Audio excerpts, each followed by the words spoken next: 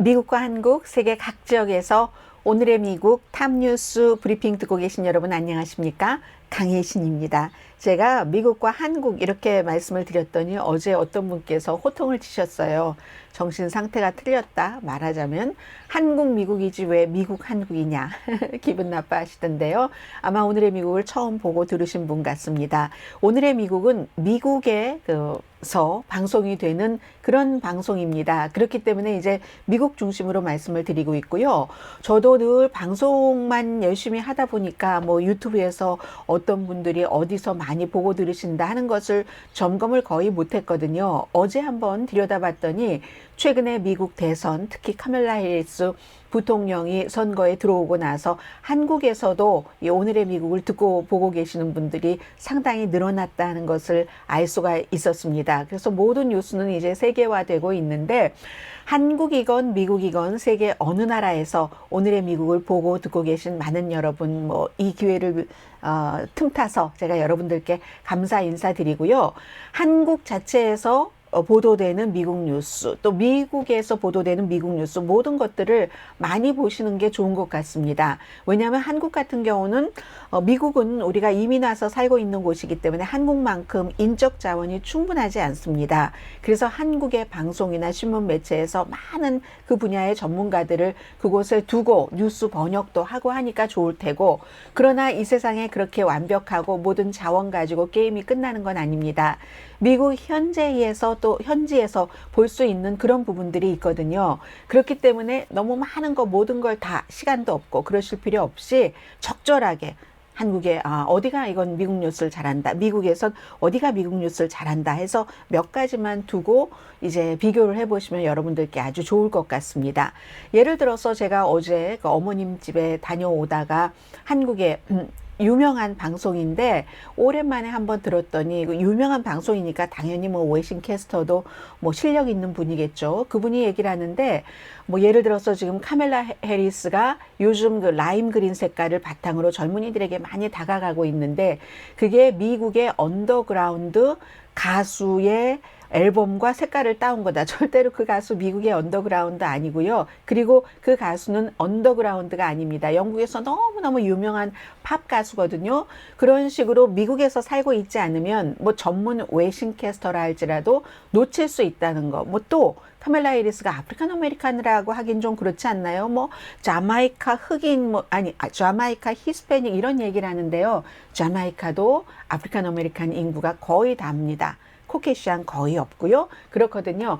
그런 것들은 또 현지에서 훨씬 자연스럽게 잘 알 수 있는 부분이니까 저는 한국에서 오래 살다가 미국에 와서도 또 오래 살았습니다. 한국에서 산 만큼 정도 되나요? 그렇죠.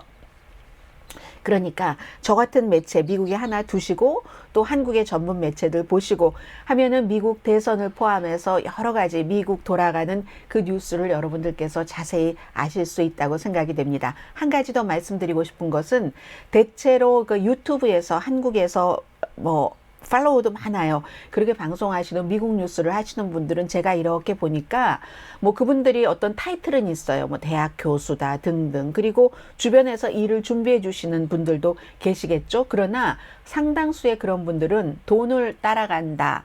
그렇기 때문에 지금 트럼프가 이득이다 할 땐 트럼프 쪽으로, 좀 아니다 할 때는 트럼프에서 벗어나서 한국 뉴스를 한다. 이런 식으로 보도를 하기 때문에 그런 뉴스 매체는 조금 조심하시면 좋겠고요. 길었죠? 제가 미국, 한국, 세계 각 지역에서 오늘의 미국을 듣고 보시는 분들께 오늘도 이제 말씀을 드리겠는데, 오늘은 이제 제일 중요한 것이 지금부터 미국 대선에서 지켜봐야 될 5가지를 말씀을 드리겠고요.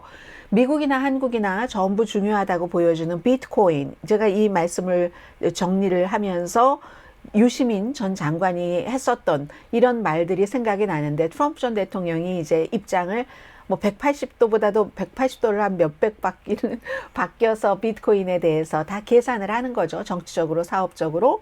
그리고 또 오늘 미국은 일요일입니다. 어제 오후부터는 굉장히 이슈가 됐었는데요. 4년 뒤에는 내가 대통령이 되면 더 이상 투표할 수 없어. 이것도 2가지 분야에서 봐야지 되거든요. 이런 부분. 그리고 이 부통령 후보는 그다지 순조롭게 넘어가지는 않을 수도 있겠다는 분위기입니다. JD 벤스 공화당 부통령 후보. 그 뒤에는 이제 카멜라 해리스 부통령, 이제 곧 민주당의 대선 후보가 될 텐데 그 움직임을 좀 전해드리겠는데 지금까지는 영리하게 캠페인을 하는 것 같습니다. 우리는 약자다라는 것을 인정한다는 것부터가 영리한 캠페인 아닌가요? 그리고 이제 시간이 되면은 그 다른 뉴스들도 좀 전해드리겠습니다. 먼저 지금부터 지켜봐야지 될 5가지, 이건 이제 의회신문 더 힐이 지적했는데 제목 정도만 스치고 지나가겠습니다. 카멜라 해리스의 부통령 후보는 누구인가? 많이 말씀을 드렸기 때문에요. 한 사람만 살짝 더 말씀드리자면은 여러분들께 제가 오늘의 미국에서 말씀드리지 않은 미네소타의 주지사 팀 월즈 주지사가 2009년부터 주지사를 하고 있는데 왜 이분은 주목되냐면 좀 인기 영합주의적인 이런 것들도 많이 했거든요. 그런데 중요한 게 미네소타의 현 민주당 주지사는 바이든 대통령의 선거 캠프를 쭉 그 일을 해왔었거든요. 그래서 중요하고 이 사람을 부통령 후보로 선택할 수도 있다. Maybe 바이든 대통령이 이건 이렇게 해줬으면 좋겠어 라는 의견을 제시했을 수도 있고요. 그런데 또 어려운 점이 있다고 하면 카멜라 해리스가 지금 트럼프 쪽으로부터 너무 진보야 비난을 받고 있는데 이분도 역시 마리화나 합법화, 총기를 살 때 신원조회 철저히 해야지 된다고 하고 성소수자 보호해야지 된다고 하고 이런 문제는 있지만 또 미네소타가 행복도 조사하고 하면은 한 3위 안에 들거든요. 물도 좋고 산도 좋고 하는. 그래서 이제 지금 미네소타의 팀 웰즈 주지사가 지금 새롭게 한 사람 들어왔다. 그 밖에는 뭐 여전히 펜실베니아의 조 샤피로 또 뭐 일리노이의 주지사라든가 또 애리조나의 상원 의원이라든가 뭐 교통부 장관도 여전히 이름 오르내리고 있고 하거든요. 그래서 이제 누구든지 부통령 후보가 되면은 JD 벤스 후보를 트럼프 전 대통령이 지금으로서는 공화당에서 저 사람 잘못했어, 최악의 부통령 후보야 라고 얘기를 해도 뭐 교체할 뜻이 없는 것 같으니까 이 부통령 후보끼리 토론을 해서 부통령 후보 토론은 한 번입니다. 늘. 그를 어떻게 물리칠 수 있을지. 아무튼 부통령 후보가 제일 중요하고요. 보통 부통령 후보가 큰 역할을 대통령 선거에서 미치지 못한다고는 하지만 조금 대통령의 파워만으로, 대통령 후보의 파워만으로는 갈 수 없는 새로운 사람들을 이렇게 터치하는 이런 역할을 하는 쪽에서 뽑는 경우가 많거든요. 그런데 지금 공화당에서는 전당대회 때 이미 조 바이든 우리가 이겼어 하면서 마가 기반을 Make America Great Again 이 기반을 더욱 강하게 할 수 있는 트럼프보다 훨씬 마가적인 JD 벤스 오하이오주 연방 상원 의원을 선택을 해놨기 때문에 그 점이 이제 지금 공격 포인트가 됐고 뭐 여러 가지 JD 벤스의 발언들 때문에 그리고 이제 민주당에서는 카멜라 해리스가 조금 부족하다 하는 부분을 채워줄 수 있는 경합주에서라든가 아니면 이 사람이 진보라고 지적을 받고 있으니까 좀 온건한 사람이라든가 그래서 첫 번째 카멜라 해리스의 부통령 후보 선정을 봐야지 되고요. 그 다음부터는 간단히 말씀드릴 수 있습니다. 카멜라 해리스와 트럼프 후보의 토론 할 것인가? 사실은 미국에서요. 신문에 사설을 보고 대통령 투표를 하는 사람 별로 없습니다. 그러나 상징은 있죠. 그 사람이 어떤 사람이다 하는 것을 알려주니까 아주 논리적으로.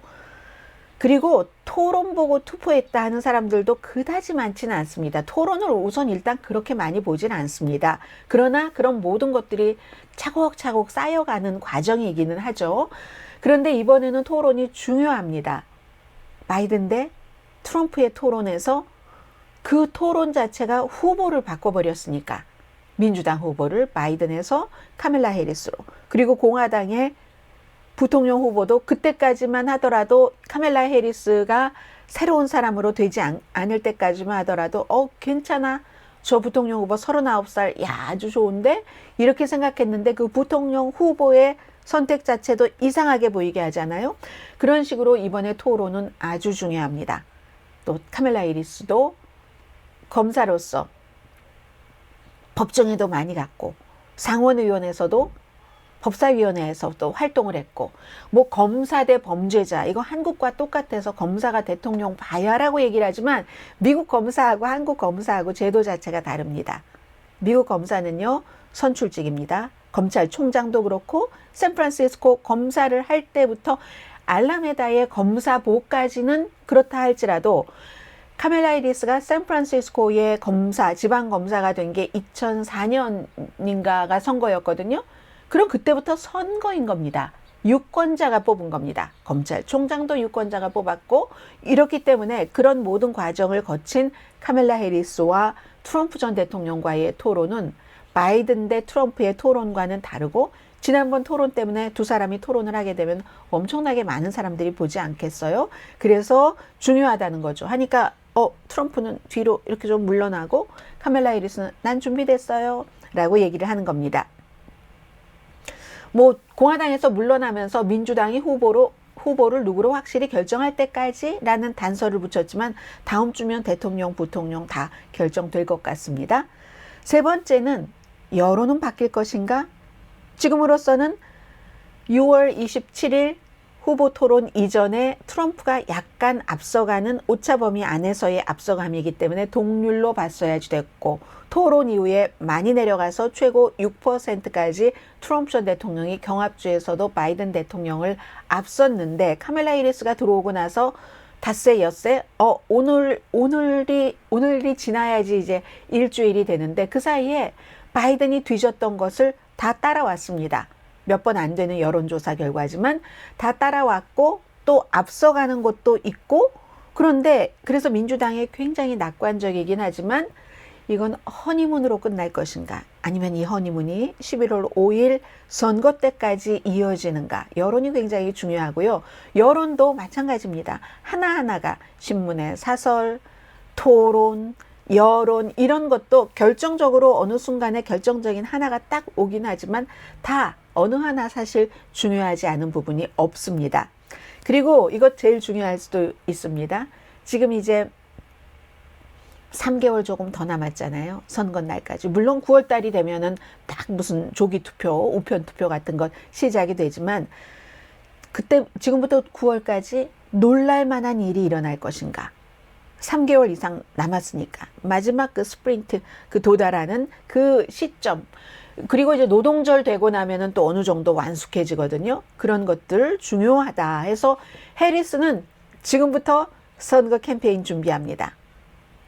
트럼프 전 대통령은 아닐까요? 마찬가지입니다. 트럼프도 후보가 바뀌었으니까, 물론 그 후보가 전혀 어디 달나라에서 온 후보가 아니고 바이든 아래에서 부통령을 했기 때문에 다른 너무나 새롭고 색다른 후보보다는 대처하기가 쉽지만 모든 것을 다 트럼프 쪽에서도 바꿔야지 됩니다. 카멜라 중점적으로 메시지를 바꿔 써야지 되잖아요.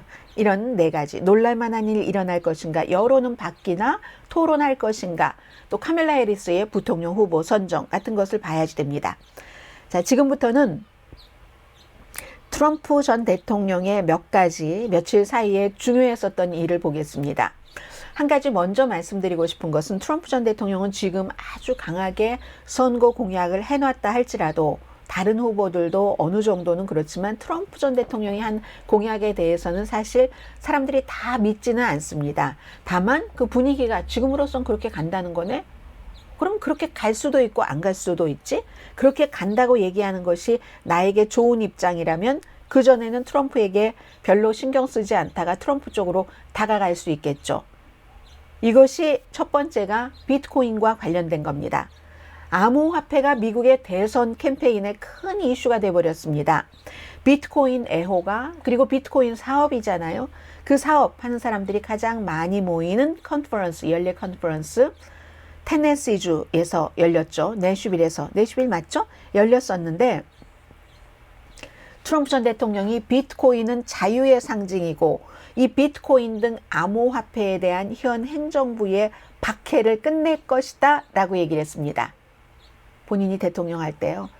올해 5월 이전에는 비트코인은 허공에 기반을 두고 있고 잠재적으로 재앙이 일어나길 기다리고 있고 미국 달러 가치에 나쁜 영향을 미치는 사기다. 그러니까 이건 극적인 반전입니다. 본인이 대통령이 되면 비트코인 커뮤니티에 어제 공약을 했어요. 그제였군요. 미국을 암호화폐의 수도로 만들겠다. 취임 선서하면서 조 바이든과 카멜라 해리스의 반암호화폐 십자군을 끝낼 것이고 게리 갠슬러 증권거래위원장을 바꿀 것이다. 왜냐하면 이 사람이 그 암호화폐 거래소 FTX의 그 파운더인 샘 뱅크먼 프리드 같은 사람 감옥에 가둔 사람이잖아요.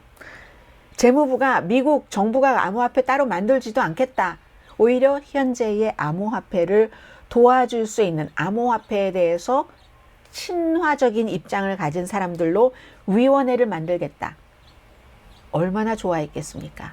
5천 명이 되는 사람들이 와, 나는 트럼프다 라고 얘기를 했죠. 그리고 이 암호화폐를 전략적인 자산으로 하고 팔지 않겠다. 미국이 지금 뭐 한 연방정부가 21만 개 암호화폐를 갖고 있다고 하거든요. 아니 미국도 이제 무슨 암호화폐 이런 것들을 지금 추진을 하고 있고 다른 선진국보다는 조금 속도가 늦은 편이기는 하고요. 그럼 지금 비트코인을 갖고 있다는 건 무슨 얘기지? 21만 개나? 이건 불법적인 활동에 대해서 법 집행관이 압수한 거죠. 지하에서 거래되는 사이버 범죄를 통해서 그런 것들이 이제 압수된 거고, 테크놀로지 회사인 마이크로 스트래티지가 22만 6천 개 정도 갖고 있다고 하니까 미국도 제일 미국 정부 차원에서 많이 갖고 있는 그런 그 편이라고 말씀드리면 되겠고요. 또 암호화폐 이거 활성화시키기 위해서 제가 화석 연료 좋아하는 거 아시죠? 화석 뭐 핵을 포함한 모든 가능한 그 자원을 통해서 암호화폐를 그 채굴할 수 있도록 전기 생산 늘리겠다고 얘기를 하고요. 왜냐하면 또 그런 전기 생산 늘리고 하는 게 인공지능에도 좋고 하니까 이런 얘기도 했습니다. 그 이유를 우리가 하지 않으면 어차피 중국이 할 건데요. 그렇기 때문에 미국에서 그게 채굴되고 만들어지기를 바란다. 이렇게 얘기를 했습니다. 만약에 달나라에 비트코인이 갈 수 있다면 미국이 달나라에도 비트코인을 가지고 가는 첫 번째 나라가 되기를 바란다. 이런 얘기를 했습니다. 근데 이제 이 모든 것들이 말씀드린 대로 사기다. 공중에 둥둥 떠다니는 거야. 미국 달러 가치를 후지게 만들어. 이렇게 얘기했다가 2달 만에 이렇게 된 건요. 암호화폐. 그 주변 사람들이 트럼프 전 대통령을 지지하고 그냥 말로만 지지하는 거 좋아하지 않죠. 정치인들이 돈을 많이 기부하기 때문에 그렇습니다. 5월 달부터 암호화폐로 기부를 받기 시작했는데 뭐 2,500만 달러 정도를 받았다고 하던가요. 그러면서 암호화폐에 대한 위험을 굉장히 많이 얘기를 하던데 이 위험은 암호화폐가 위험한 게 아니라 워싱턴이 위험한 거다. 규제를 많이 하는 뭐 이런 얘기를 했습니다. 그러니까 사람들이 미국을 더욱 위대하게 Make America Great Again이 마가잖아요. 근데 이걸 Make America 대신 Make Money Great Again 암호화폐로 인한 이런 것 많이 얘기를 했고요. 그리고 또 JD 벤스 부통령 후보도 실리콘밸리에서 일했던 사람이기 때문에 2020년도 재정 그 보고서 보니까 25만 달러 정도 이 비트코인 갖고 있는 것으로 나왔고 지금은 뭐 정확히 얼마에 갖고 있는지 어떻게 했는지는 모르겠습니다.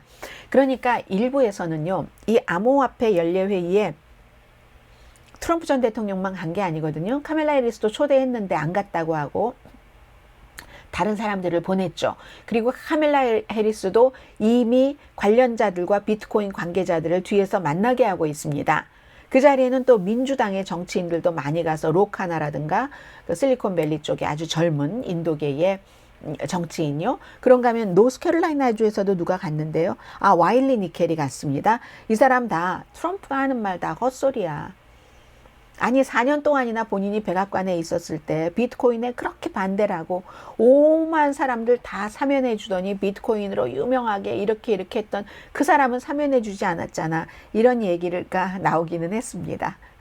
그래서 트럼프의 이 말을 믿는 사람도 있고 믿지 않는 사람도 있지만 어쨌든 지금까지는 이 행정부가 암호화폐를 규제하고 또 암호화폐나 테크놀로지 업계에서도 너무 아무런 규율이 없으면 일하기 힘들다고 이렇게 말하는 것도 있긴 있었지만 트럼프가 이렇게 나온 이상 카멜라 해리스도 지금보다는 조금 암호화폐에 대해서 조금 완화하는 이런 정책으로 갈 수밖에 없을 것 같고요. 이미 비트코인이 투표용지에 이름을 올렸다. 이렇게 보셔도 될 것 같습니다.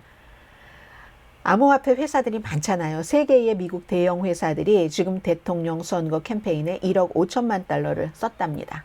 우리 쪽으로 유리하게 하는. 그래서 뭐 실리콘밸리 암호화폐 업계에서 JD 벤스라는 부통령을 그렇게 좋아하는 것이기도 하고요. 또 이 이슈는요, 로버트 케네디 주니어, 무당파로 케네디 가문이지만 대선에 출마한 로버트 케네디 주니어와 트럼프 전 대통령이 라이벌격인 그런 이슈예요. 이 로버트 케네디 주니어도 이 미팅에 갔거든요. 가서 내가 대통령이 되면 재무부에 뭐 400만 개를 사라고 지시라고 뭐 모든 뭐 거래 뭐 어떻게 되는 뭐 이런 것들 아무튼 세금을 뭐 안 받겠다 뭐 이런 얘기까지 했습니다. 선거철이라서 자, 지금 또 이제 중요한 하나의 이슈 이것도 글쎄요. 이게 무당파가 어떻게 반응하느냐가 항상 중요하죠. 트럼프 전 대통령이 11월 달에 저를 대통령으로 만들어 주시면 그 다음에는 여러분들은 다시는 투표할 수가 없습니다. 이렇게 얘기를 했거든요. 그랬더니 비판자들 사이에 저게 뭔 소리지? 라고 경각심이 왔는데 제가 목소리를 조금 들려드리겠습니다. 크리스찬들을 나가서 투표하세요. 투표하셔야지 돼요. 그러면 더 이상 투표하실 필요가 없는데요. 왜냐면요. 내가 다 고칠 거예요. 고칠 거고요. 뭐 저는 뭐 크리스찬 여러분 사랑하고요. 저도 크리스천이고요. 나가서 투표하셔야 됩니다. 4년 후에는 다시 투표할 수 없습니다. 우리가 다 잘 픽스할 겁니다. 모든 문제를. 그러니까 투표하실 필요가 없습니다. 이렇게 얘기를 했거든요. 한번 들어보시겠습니다. Christians get out and vote just this time. You won't have to do it anymore. 4 more years, you know what? It'll be fixed. It'll be fine. You won't have to vote anymore, my beautiful Christians. I love you, Christians. I'm a Christian. I love you. Get out. You got to get out and vote. In 4 years, you don't have to vote again. We'll have it fixed. 여러분 들어보신 것처럼 4년 뒤에는 다시 투표를 할 필요가 없다고 얘기를 했잖아요. 우리가 다 픽스할 거니까 그게 무슨 얘기냐. 민주당에선 공격하기 아주 좋죠. 그동안 트럼프 전 대통령이 내가 대통령이 되면 첫날만은 내가 독재자 할게 이런 얘기도 해놨었고 계속 김정은, 빅토르 오르반, 블라디미르 푸틴 같은 독재자를 존중하고 어드마이어하고 좋아하고 칭찬하고 하는 말을 해놨으니까 다시는 투표할 필요 없이 내가 완전히 독재자로서 군림을 하겠다는 뜻이야. 이렇게 민주당에서는 공격하기가 좋죠. 보통 민주주의 국가에서 그 최고 지도자가 된다고 나온 사람이 다음에는 선거가 없을 거야? 다음 선거를 무의미하게 만드는 그런 발언을 선거 유세에서 하겠습니까? 아마 처음일걸요? 그렇게 직접적으로 밝히는 경우가 없습니다. 그렇기 때문에 MBC 방송의 뭐 법 커멘테이터 KP 팡이 얘기하기를 말하자면 트럼프 전 대통령은 재선되면 백악관을 떠나지 않을 겁니다. 무슨 수를 써서라도. 그리고 이걸 연방 대법원에서 도장을 찍어줬죠. 얼마 전에 대통령은 현직에 있을 때는 무슨 일을 하더라도 상대를 뭐 네이비시를 시켜서 죽이더라도 쿠데타를 일으키더라도 권력을 잡기 위해서 공적인 목적으로 한 것이라면 면책 특권이 있다고 했잖아요. 그런 것들이 바탕이 되기 때문에 이 같은 해석이 나오는 겁니다. 자, 그리고 또 어떤 때는요. 뭐 아돌프 히틀러가 좋은 일도 많이 했다 이런 얘기도 주변 사람들에게는 했다는 뭐 그런 얘기들도 나옵니다. 그리고 또 보수적인 띵크탱크인 헤리티지 재단에서 트럼프가 재선될 때를 대비해서 만든 프로젝트 2025에 따르면 우선 기본적으로 트럼프가 대통령이 되면 연방정부 무슨 뭐 연방준비제도위원회나 교육부 같은 것 없애버리고 그리고 모든 연방 그 선출직 공무원을 없애고 트럼프가 원하는 식으로 정치적으로 임명을 해서 그 자리에 앉힌다. 이게 프로젝트에서 제일 중요한 부분이거든요. 그 2025 프로젝트 2025에서 그렇기 때문에 야 이거 정말 그런 얘기하는 것 아니야? 이런 얘기를 지금 하고 있죠. 그런데 두 번째는 이런 해석도 가능합니다. 이건 이제 좀 애틀란틱이라는 잡지에서 해석한 건데요. 트럼프 전 대통령이 하는 말 가운데서 아주 애매하고 모호한 그런 말들이 있잖아요. 크리스찬 앞에서 한 얘기입니다. 그러니까 크리스찬들에게 내가 4년 대통령이 되면 다음에는 그냥 내가 그 모든 문제를 크리스찬 중심으로 만들어 놓을 것이기 때문에 다시 투표하지 않아도 돼. 이런 뜻인가? maybe 트럼프 전 대통령은 아무 뜻 없이 한 말인데도, 별 뜻 없이 한 말인데도 해석을 하는 사람들이 예민하게 하는 건지도 모릅니다. 이런 해석을 하는 사람들은 트럼프가 똑같은 그 자리에서 이런 말도 했기 때문에 뭐 학교에서 비교인종 이론에 대해서 가르친다던가 아이들의 성 정체성에 대해서 뭐 인종적인 문제 뭐 이런 거 가르치는 학교에는 돈을 안 줄 거예요. 이런 말도 했거든요. 그렇기 때문에 본인이 다시 백악관에 가면 이런 모든 것들을 딱 아주 그냥 못 박아 놓겠다. 이런 얘기를 한 건지도 모른다라고 얘기를 합니다. 어쨌든 이것도 미국이 그 기독교를 믿는 사람이 많기는 하지만 종교와 정치는 어느 정도 분리되는 게 좋죠. 기독교인 숫자만 많다고 기독교 국가로 갈 수는 없죠. 모든 사람들의 종교가 다 존중돼야지 되니까. 지금 기독교가 굉장히 미국에서 뭐 10계명을 가르쳐라, 교실에 붙여라, 뭐 학교 앞에다가 세워놔라 이런 얘기들을 많이 하는데 이건 다른 모든 종교를 무시하고 하는 행위라고 저는 생각을 합니다. 그래서요, 아무튼 이런 얘기를 했다는 거 굉장히 중요하고, 그리고 더 중요한 것은 이건 미국의 변화인데 6월 달에 발표가 된 거예요. 비영리 단체인 Earth for All 그리고 Global Commons Alliance 공동으로 여론조사를 했는데 미국 사람들의 41%가요. 아예 의회, 법치 이런 거 신경 쓸 필요가 없는 강력한 리더를 갖는 게 아주 좋은 통치 방법이라고 생각을 한답니다. 놀랍지 않으세요? 41%가 의회도 무시하고 대통령이 마음대로 해라 하는 연방 대법원의 판결도 비슷한 거고요. 뭐 설명은 그럴듯하게 붙이기는 했지만 대신에 본인들이 좋아하는 대통령 때에 맞춰서 지금 이렇게 해주는 거잖아요. 연방 대법원에서 보수 대법관들 6명이 그런 건데 그럼으로 인해서 트럼프 여러 가지 법적 문제 선거 전에 재판받지 못하게 하나라도 유죄 조금 덜 나오게 하고 이렇게 되는 건데 그 이유는 또 생각 안 하는 거죠. 나중에 또 그런 보수적인 연방 대법관들이 진보적인 대통령을 만났을 때도 그건 똑같이 적용이 되는 거잖아요. 지금 당장 눈앞만 보는 겁니다. 어쨌든 왜 미국 사람들도 대통령이 의회도 무시하고 대통령 마음대로 하는 그런 강력한 그런 지도력도 괜찮겠어라고 생각을 하느냐. 두 가지를 봐야지 되는데 하나는 41% 가운데 상당수는 뭐 50%, 60%, 70% 이상은 공화당일 겁니다. 지금 트럼프가 그걸 주장하고 있으니까 같이 가니까 그런 것이 있고 두 번째는 자꾸만 그런 말을 들으니까 사람들이 세뇌된 거예요. 범죄를 조금 저질러도 뭐 그럴 수도 있지. 남자가 뭐 여성을 상징하는 성기 같은 것. 돈 있으면 꽉 만져보면 어때? 다들 하잖아? 이런 식으로 사회가 조금씩 좀 험해지는 거죠. 좀 점잖지 않아지는 거죠. 거기서 이런 생각까지 나오는 겁니다. 그리고 젊은 층도 마찬가지예요. 제 주변에도 테크업계에서 일하는 젊은 층 같은 경우는 다른 거 신경도 안 써요. 그 사람들 완전 테크 여기에만 신경 쓰기 때문에 재밌고 의미 있고 하면서 또 거기에 돈이 따라주니까 아, 내가 우리 회사에서 돈을 엄청 많이 벌어서 이 주식을 사서 이렇게 됐을 때 야, 나중에 나 분명히 억만장자 될 건데 억만장자가 됐었을 때 공화당보다 민주당이 세금을 많이 내게 하니까 억만장자에 대해서 그러니까 나는 트럼프가 뭔 말하든 무슨 상관이 있어? 트럼프에게 투표하는 거지. 이렇게 생각하는 젊은이들이 있습니다. 이게 이제 미국을 보여주는 거고요. 그런 젊은 층과 아주 고소득층. 대통령 맘대로. 그런데 이 대통령 맘대로라는 게 만약에 이 대통령이 부자 세금 많이 내. 뭐 이렇게 얘기를 하면은 그렇게 답변하지 않을 겁니다. 아무튼 그런데요. 그래도 안심이 되는 한 가지는 있습니다. 11월 달에 트럼프가 이겨서 재선 대통령 임기를 시작해도 미국의 헌법 22조가 1950년대 52년인가 만들어진 게 있거든요. 거기에 따르면 트럼프는 무슨 일이 있어도 이게 계속 대통령을 할 수가 없습니다. 절대로 2029년 초 이후에는 대통령을 할 수가 없습니다. 52년이 아니라 51년도에 제정된 미국 헌법 22조네요. 물론 트럼프가 수정안을 내겠다, 헌법을 고치겠어, 막 이렇게 할 수 있죠. 근데 그럴 때까지는 완전히 고쳐지기 전까지는 의회의 도움이 필요합니다. 의회가 3분의 2가 지지를 해야지 됩니다. 거기서 끝나지 않습니다.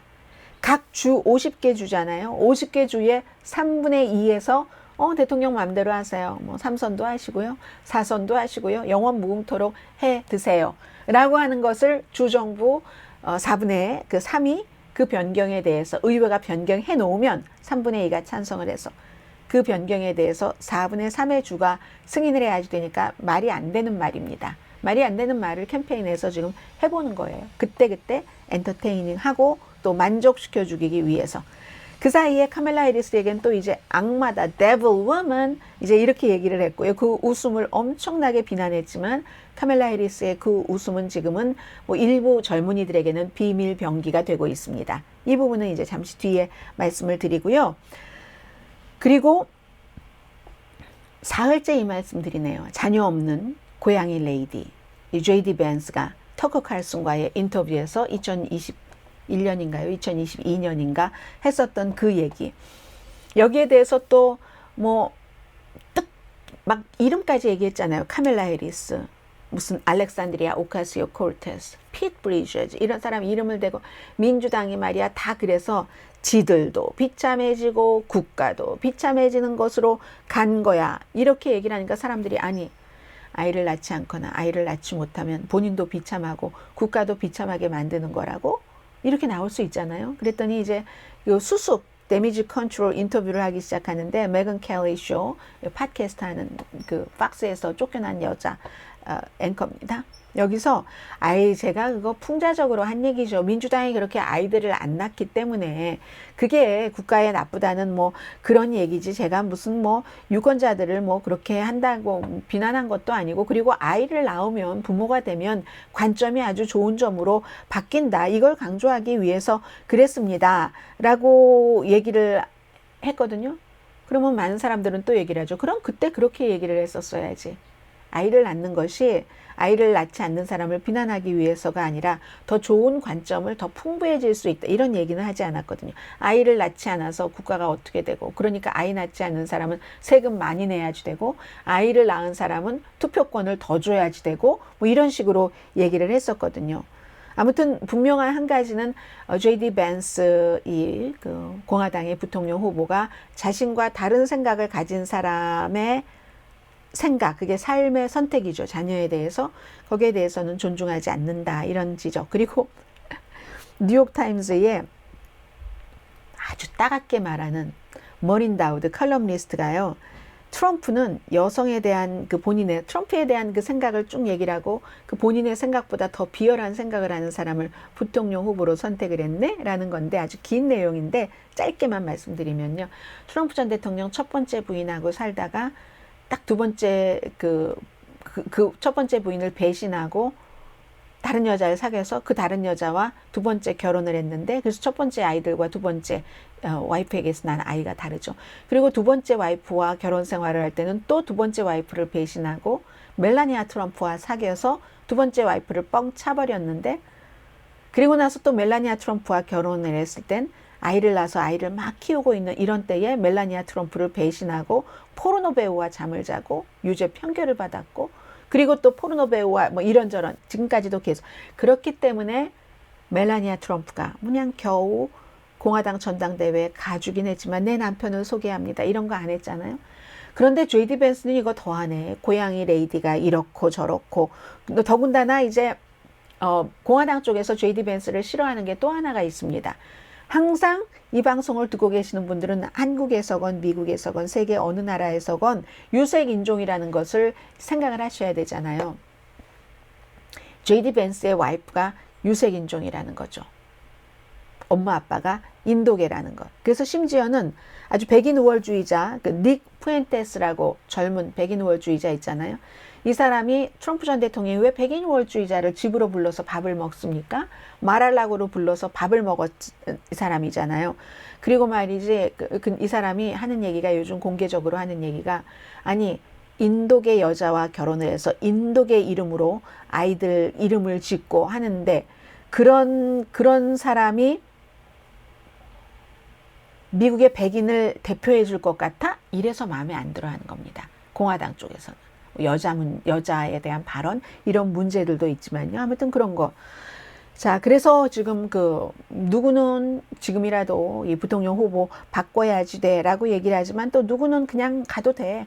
그래도 노동계층에게 인기잖아 하면 실제로 노동계층인 그런 쪽의 주지사들이 저 사람은 말로만 저래 돈은 실리콘밸리에 가서 다 벌고 두 부부가 뭐 이렇게 얘기를 하기도 하고 그래서 이 점도 지금 아직까지 최종적으로 JD 벤스가 트럼프 전 대통령과 끝까지 갈 수 있을까는 조금 지켜봐야지 될 것 같습니다. 시간이 많이 지나서요. 내일도 정규 방송이 있고 하니까 해리스 부통령에 대해서 올림픽에 대해서 짧게 말씀을 드립니다.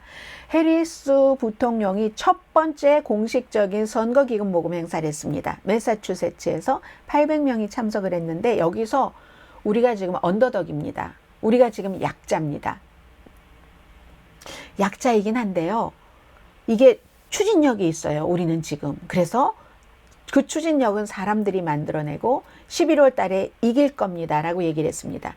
원래 이 기금 모금도 새로 만든 게 아니라 바이든 때 이미 예정돼 있었던 곳인데 여기서 한 40만 달러 모을 것으로 예상을 하고 마련한 기금 모금 이벤트거든요. 그런데 16 거의 4배가량 140만 달러, 4배 조금 안 되네요. 모였다는 거고, 제임스 테일러, You've got a friend 하는 제임스 테일러도 왔고, 매사추세츠의 엘리자베스 워렌 연방 상원 의원도 참석을 했다고 하네요. 한 닷새 동안에 2억 달러 본인이 모았고, 9,150만 달러 바이든 모아놓은 것 가지고 있고, 자원봉사자가 17만 명. 야, 이거 좀 대단한 거예요. 근데 사실은 카멜라 해리스가 그러면 흑인들에게 표 좀 가지고 오고 젊은이들에게 가지고 오고 하는데 백인 여성들 것도 가지고 와야 됩니다. 2020년도에 바이든 대통령이 그 백인 여성 표는 트럼프 전 대통령에게 뺏겼어요. 그런데 뺏겼고 2016년대도 마찬가지예요. 힐러리 클린턴이 여잔데도 힐러리 클린턴이 백인 여성에 대해서 트럼프에게 졌고 2020년이 되니까 이건 여자는 아니고 남자 조 바이든 대 트럼프니까 트럼프가 2016년도에 힐러리 클린턴이 가져간 것보다 힐러리 클린턴과의 그 비교보다 훨씬 더 많은 표를 민주당으로부터 가져왔거든요. 이걸 지금 여자잖아요. 지금 다시 이 카멜라 해리스는. 그래서 이걸 어떻게 가져올 수 있는가. 그래서 이걸 이렇게 보면요. 여자들은 때로는 우리와 상관되는 이슈라 할지라도 뭔가 체계적인 성적인 이런 비교에서의 그런 것, 그런 등등. 그리고 남편 따라가고 보이프렌드 따라가고 하는 것들이 존재합니다. 아직까지. 그래서 이제 이런 거 복잡한 현상이죠. 미국에도 가부장 제도가 있는 겁니다. 특히 도시 아닌 시골에서는. 그래서 카멜라 해리스가 이 부분도 조금 신경을 써야지 된다 하는 것 말씀을 드리고요.